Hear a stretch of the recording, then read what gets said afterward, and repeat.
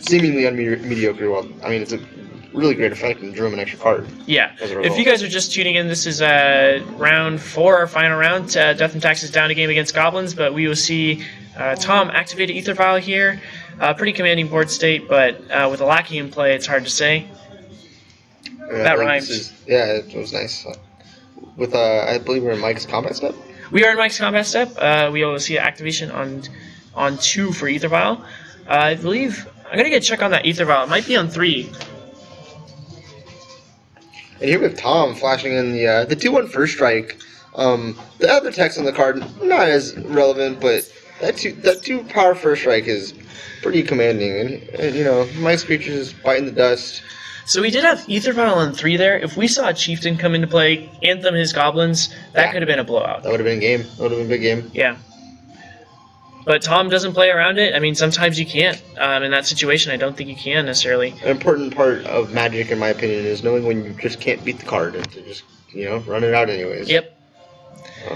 If you can't beat the board state, you can't beat the card, might as well, you know. Assume they don't want Assume they don't have it. So maybe we see a little bit of everything coming out for Tom.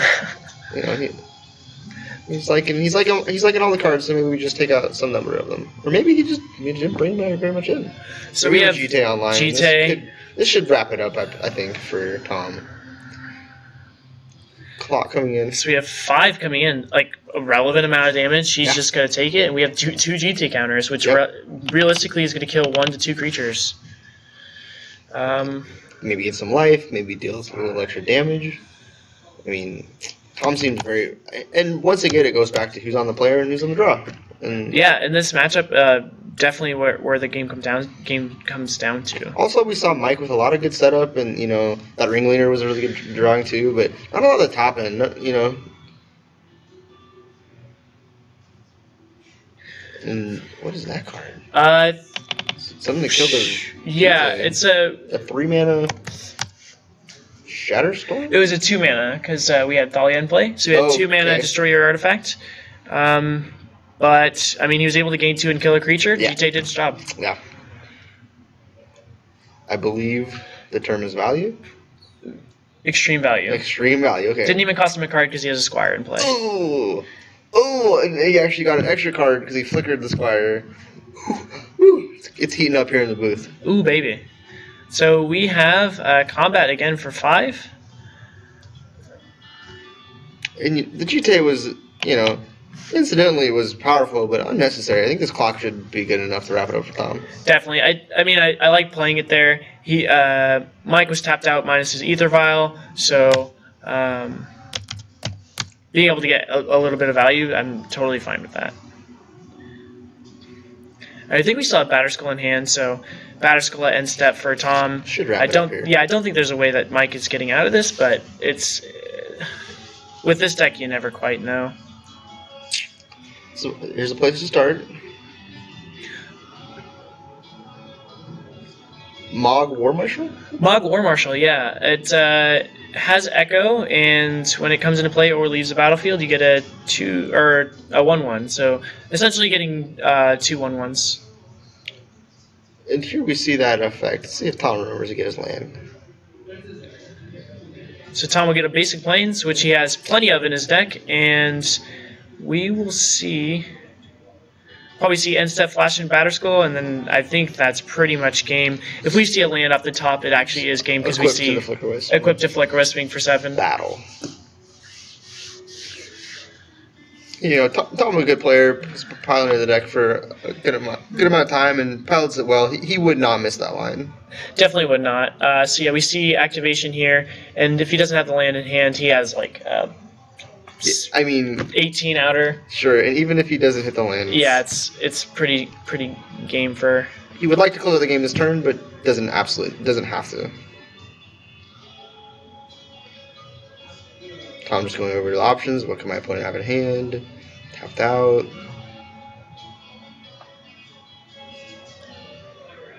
And here we just have battle. Not even close. Not even close. That is correct. Damn Designs, you are correct. Oh, we know who that is. Who's that? That is, Do you know who that is? Dylan Mangini. Manginins? What's up, buddy? How's Dylan doing these days? Combat stuff from Tom. We have 3 in the air and 6 on the ground, 4 of which is lifelink. Yeah, you love me. you love me. So if I don't get to see you tomorrow, or Saturday rather, I'm not coming down for the Open. If you guys are in the area, we have a Portland SCG coming up this weekend. If you haven't already heard about it, now's your chance to plan it out, because 2 days away now. Yeah, it's always, the Open Series is the premier Magic tournament in America. It's kind of the mini pro tour for the guys who don't make it to the pro tour. It's like the guys who get to go to their event every couple of months, like their big absolutely. event. I mean, the way the games work out, a lot of the attendance, it feels to a degree like just a big F&M. You got a lot of players. You got a lot of grinders, so there's a lot of good players that come to these tournaments, and players picking up their cards and going on to a game 3. It looks like. Yeah, so the Open Series coming through Portland, correct? Yeah, Portland. This weekend, Friday, Saturday, we have Standard on Friday as usual, and then Legacy on Sunday. Really excited for Legacy. Always get to of course. Show off my cool cards and That's all I like to do. Yeah, that's all anyone likes to do. Let's get real. It's a great time. If you're not big on Legacy, they actually are starting a modern trial series on during their Legacy event. It's something I heard about it. I'm not super familiar with it, but they have been saying that they want to start doing modern open trial stuff like that. So I'll be shaving for this weekend. So I'll be down there. A bunch of us will be down there. If you end up seeing me, come tell me. I'll probably give you a good deal on some trades or something if you mention the stream. So just go ahead and do that.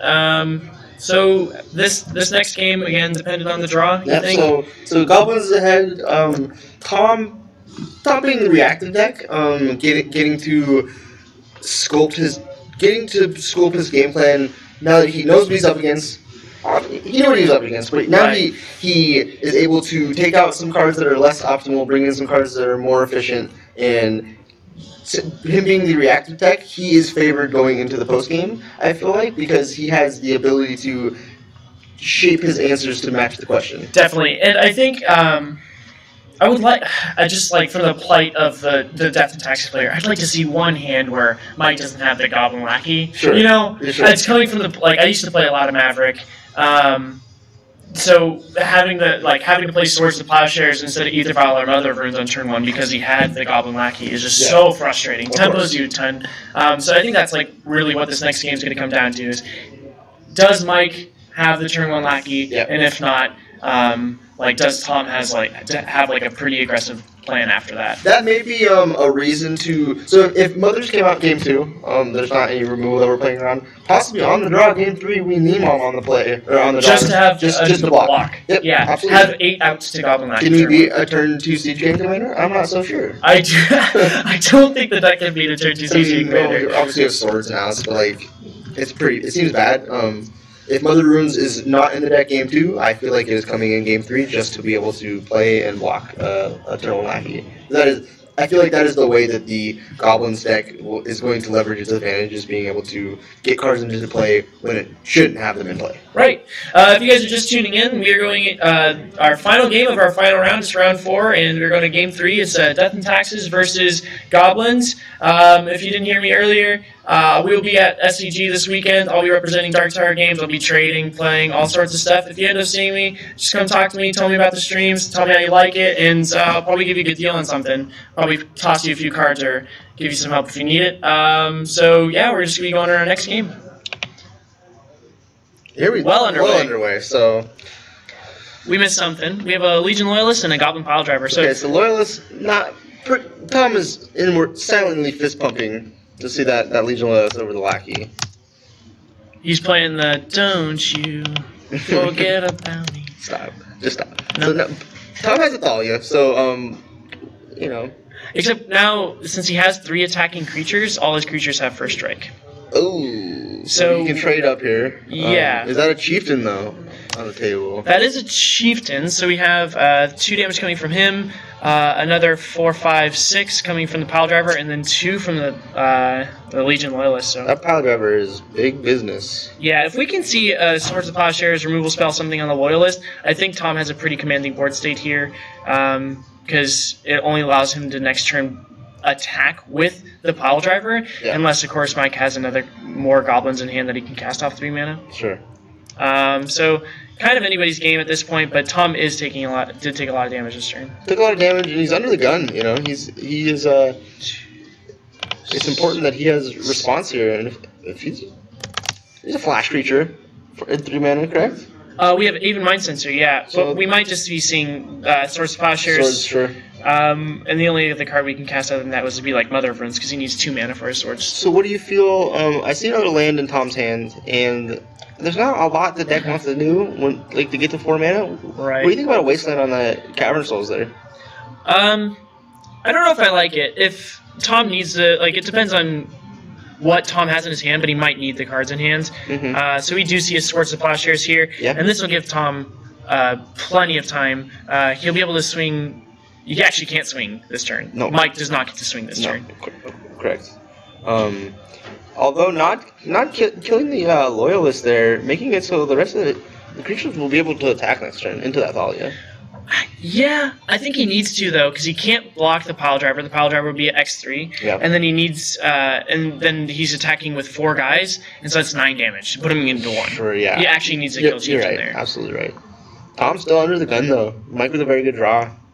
Yeah, very good draw, and only a single removal spell from Tom. Obviously didn't have it on probably didn't have it on turn 1, or maybe just didn't want to waste it on the Loyalist. But I probably would have just liked to see it. I think I would on the snap it Loyalist up. there. Yeah. That Tom is really put to the test. What's in your hand? What do you got? You need to have a card. It has to be a good one. Yeah, GT doesn't do it here because we don't actually have enough mana to cast and equip this turn, because it costs 3 with Thalia out. So in your all creature deck, it turns out Thalia can put you back a little bit as well. Right. So yeah, Death and Taxes player under the gun here needs to play something. Stoneforge Mystic would be fairly good here. Be able to block down a lot of those. Yeah, block his guys. Get a better Batterskull or GT. Be able to start, removing Mike's. What do you think it's going to be? I think it's Batterskull, honestly. Yeah, from this spot, I think you have to get the guy. However, if a 1/2 on this board is very good. Yeah, if Mike has the Chieftain again, then it could just spell. That actually would just be game. Tom can't beat that card. Tom probably cannot beat Chieftain. Can't beat it. I don't think he could beat a second copy. And if we don't have Swords of Plowshares in hand, I would definitely Wasteland here. Wasteland on Cavern of Souls. Keep him off his You see him next mana. missing a land, and Tom. We do see it. So I think we said Tom, a competent pilot, understands what's going on in the game. We don't see Echo cost bait, implying that Mike has something else to do with his mana. Yeah, I'm assuming we're going to see a battalion here, making it so that his guys all have First Strike and Trample. Ooh, that gives Trample with Pile Driver. Yeah, no, it's actually a fairly good card in the deck. Oh. I definitely didn't give it credit for how good the card actually was, but... Oh, and here we have... Tarfire? Tarfire. That seems like... might just do it. Yeah, and the funny thing about Loyalist, too, is it makes it so tokens can't block it. Batterskull is a germ token. Sure. Wow, and Tom is just picking up his cards. Wow. Yeah, 1, 2, 3. You'd have to trump the Pile Driver and would die. 1, 2, 3, 4, 5, 6, 7. That was only 7 damage. We might have had a life total discrepancy, but I don't think Tom could come back from that. Yeah. Loyalist actually taking home that game. So that was a pretty quick game. Maybe we can see if we can get another quick match, rather. See if we can get another game on camera for you guys. Sure. So that was our final round, but we will hopefully be bringing you another match. Catch one in between games or something like that. If not, we'll be back soon to close this up. But thanks for watching for now. We'll try to get you a game soon. Cool.